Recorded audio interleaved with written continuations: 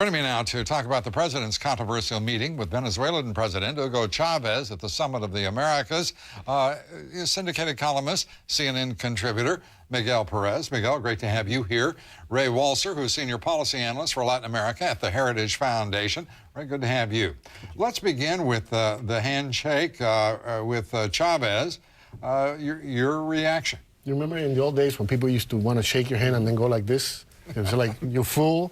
This is, I wouldn't put it past Hugo Chavez in a couple of weeks to be blasting Obama all over again, because it just depends on the mood that the guy is in. So I don't take it very seriously. It was a photo opportunity that Chavez was looking for, because this is the mood that he was in this week. But it doesn't mean that he's going to stop. Was it a mistake on the president's part? I don't think so. I don't think he was trapped into it. It's not like he went out looking for Chavez. Chavez was the one that really wanted this photo op, and he got it. Right? Well, I think one of the things is it's unfortunate that out of the Summit of the Americas that this is the image that people will take away. And it's a negative image that people will react to and respond. Well, look, he went down there, he shook hands with the guy who's best buddies with Ahmadinejad, with Bashir of Sudan. So, no, I think that's a bad thing. And secondly, he had a lot of smart people with him on that trip, people who could have come up with a kind of a counterploy. For example, a photo opportunity with fellow Democrats. Do you want to name names about those smart people? Well, or? I mean, I don't want to name names. Some are my former colleagues at the State Department. The only person I saw who was really sort of clever was Jeff Davidow, who acted as special advisor, and he said, well, you know, the reason that Chavez wanted that photo, because because Obama is much more popular in Caracas than Chavez is. But they didn't come up with any countermeasures. How about a book of return? I've suggested, for example, they send him a copy of Robert Penn Warren's All the King's Men, for example. That would be one reaction. The other would be to ask, why in the world are we going through this nonsense right now with the Summit of the Americas? We've got all sorts of issues, amongst them illegal immigration, border security, 2 wars. We've got the Cuban, the lifting of restrictions on Cuban Americans and travel. It seems to me, and I want to get both of your reactions to this, the last time I was in Cuba was in 1995. At that time, it made great sense to ease those sanctions. It was stopped by the Cuban American community. It was stopped by also the Republican Party. Newt Gingrich referred to me as part of a left-wing offensive, for crying out loud, just for even raising the idea, which was in popular discussion.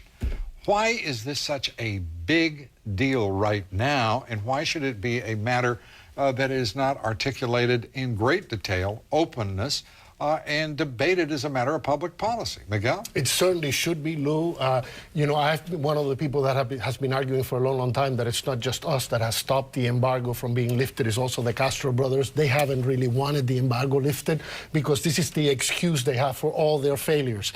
Over the years, they have said, we keep blame the embargo, blame the embargo. There is no embargo. Cuba can trade with the rest of the world. And does. And does. They buy American products through third countries. The embargo is just an excuse.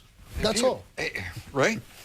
Well, this is the one thing that Obama has followed through on. He made a speech last year in May before the Cuban Americans there, and he said, I will use the Cuban Americans as the ambassadors to try to open the door. So I think trying to get this people-to-people policy is a reasonable idea, but what you have is all the others in Congress, particularly, lift the embargo, let the American tourist go in, just open up the floodgates.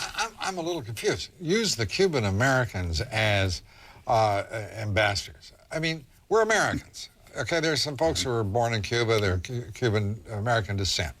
This is a matter of international policy, foreign policy on the part of the United States.